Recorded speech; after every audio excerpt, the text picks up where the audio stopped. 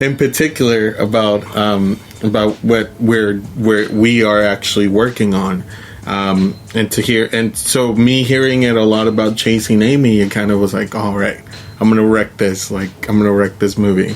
Because originally I think I was saying either Colors or Chasing Amy, but then I was like, it is Kevin Smith, so I was like, let's just keep Chasing Amy, you know.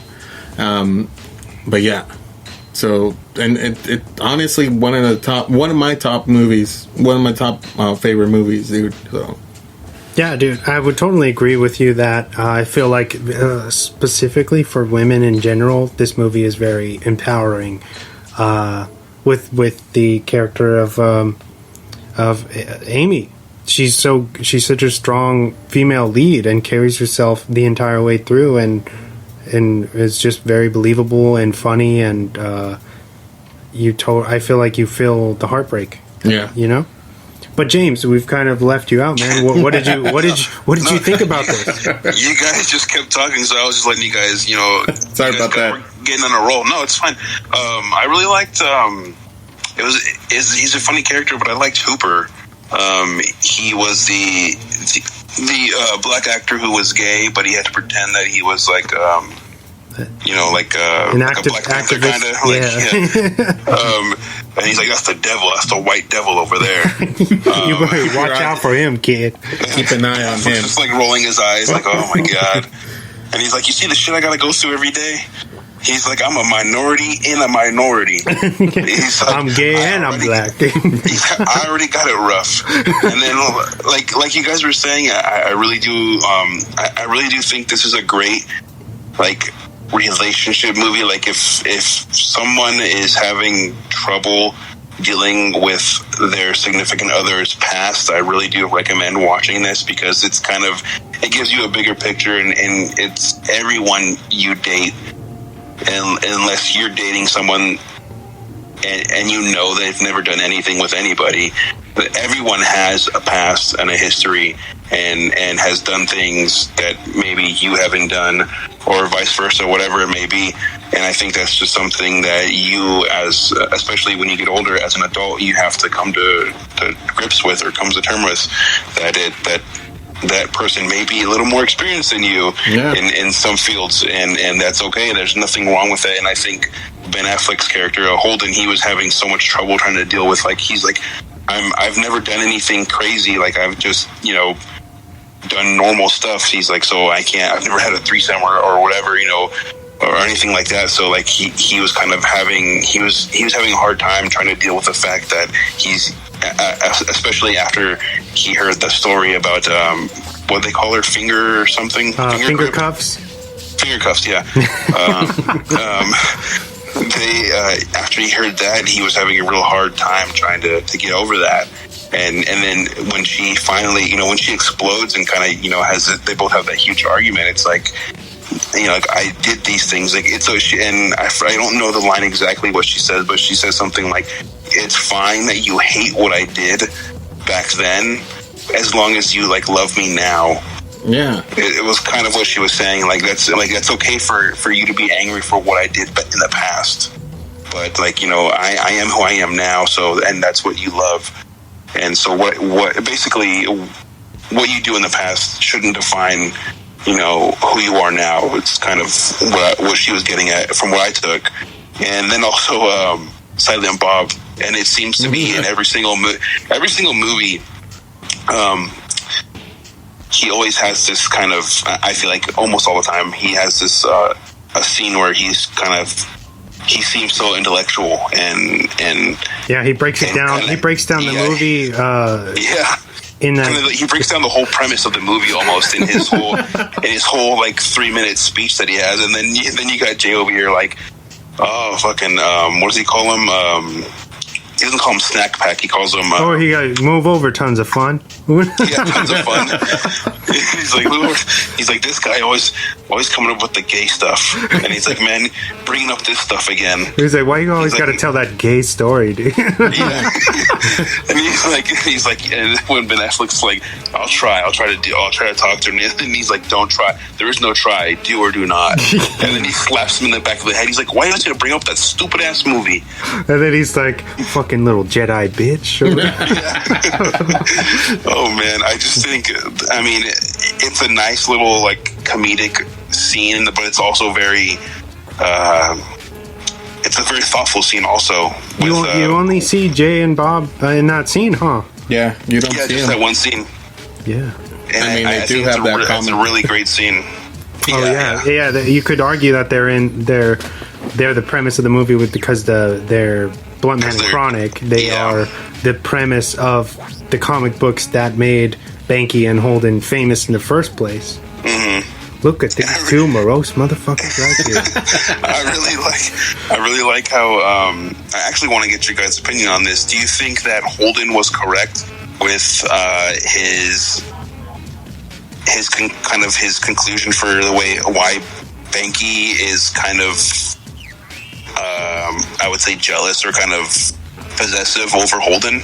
When he says he has some type of like closeted homophobic feelings towards him. Very, very possible, because a lot of people who drop the F-bomb as much as he does and have kind of weird problems with stuff like that usually they're suppressing some kind of inner feeling. So I could see how he would draw that conclusion.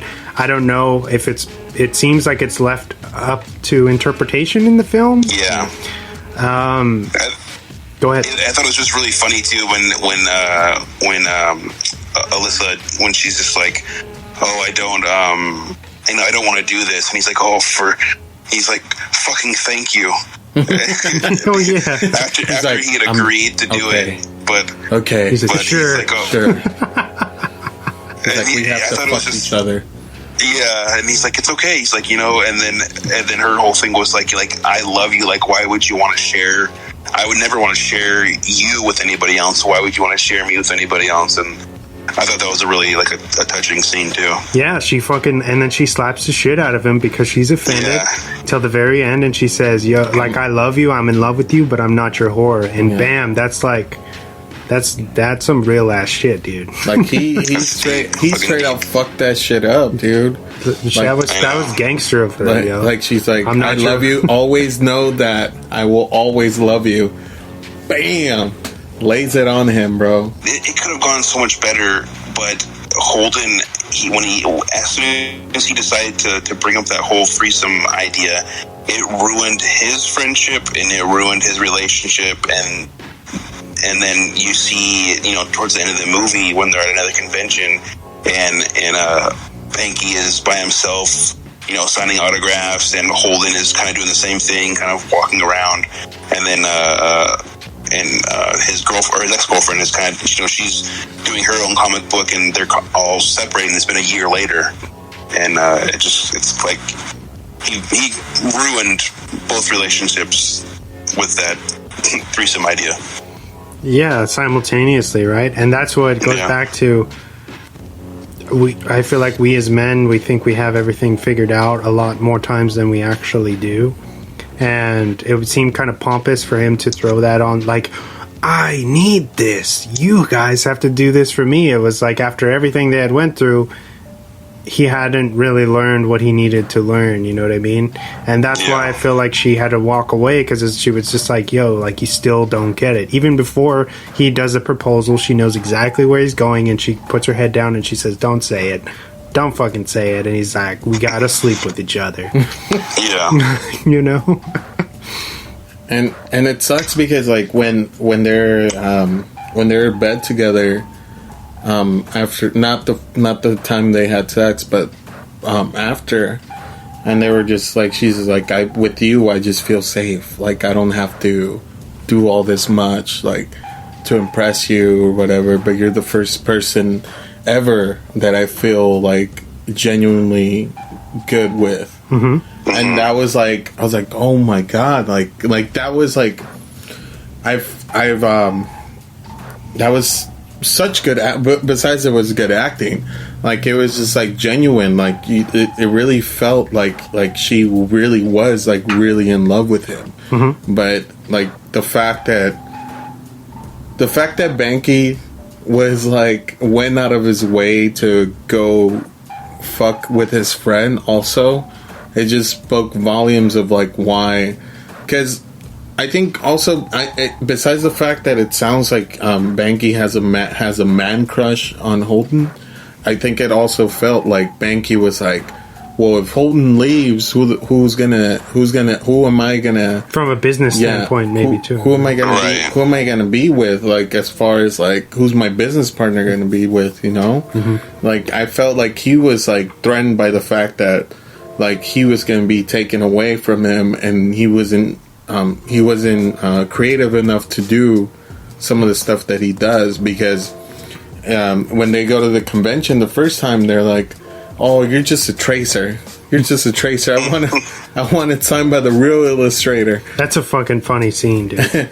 And like, I'm not a fucking tracer. He's like, I create depth with my ink. I add depth. And he's like, no. The picture of life. He's like, what do you think about somebody that colors over somebody else's stuff? A tracer? And then was Casey Affleck, right? Yeah. Yeah.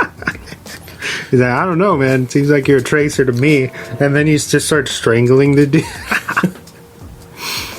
And he's like, dude, what did I tell you about? Like, if you do that shit to the fans, then we don't got any more fans. And he's like, well, he fucking started it. And it just that's how what I got from Banky. Like, I felt like his cash cow was leaving, and I felt like he was like trying to hold on as much as I can, but it could have easily he could have easily got the courage enough, like, you know what, I'm not a tracer. Let me do some stuff myself. Let me create a comic that is not with Holden, you know. But the fact that Banky also did a lot of his power, put a lot of his energy into breaking up Holden. Yeah, finding out all that dirt on her and going completely out of his way to make sure that he was unhappy. It questions the integrity of Banky's character, and just like, why would you do that? You know, it goes back to kind of toxic masculinity as well, and just choosing your feelings over the happiness of your that was his best friend, you know what I mean? Yeah, for 20 years from what he said. I mean, I don't know if you guys can relate, but I've had friends who are really close friends that, you know, when me and Alyssa started going out, and I ended, and you know, the time I had spent with friends kind of had to get split in half with spending time with Alyssa, of course, and they didn't like that. That wasn't, oh, she's taking you away from us, and it kind of became that same type of, you know, relationship with, like, you know, them resenting her for taking a friend away, when in reality I'm still their friend, but I'm, you know, I have another person that I want to spend time with now. Yeah, no, I think yeah, go ahead. No, say that's. I mean, I hope that's a relatable thing that's not just happening to me and Ben Affleck in this movie. No, I can tell you for sure, with a few of my early girlfriends, my friends would get super offended, and I lost some people over stupid shit like that, where they're just like, they just shut me out because I wasn't available whenever they wanted anymore, you know? Right. Or they don't agree with my the person that I want to be with, which is selfish, you know, in itself, because it's like, well, that's not your decision to make, you know? If I'm not with you and we're just friends, then why does it matter? Exactly. You know, so it's very strange how people become territorial over other humans. And I will say, to go even deeper, and actually Diego knows, I'm obviously not going to drop any names, but he'll know who I'm talking about. I've went through a similar thing where I asked a girl out that I had liked for a long time, and supposedly she liked me. We were in high school. I was like barely a freshman maybe. And then she says yes to me, and then a couple days later she calls me over the phone, no less, breaks up with me and says that she has a girlfriend. She can't be with me. Oh, okay. So yeah, I've went through some weird stuff like that. Yeah, yeah, too. It's funny how that happens a lot, you know, and especially with people that don't comprehend the fact that you have other stuff going on besides, and they don't understand that you're happy or that, you know, their best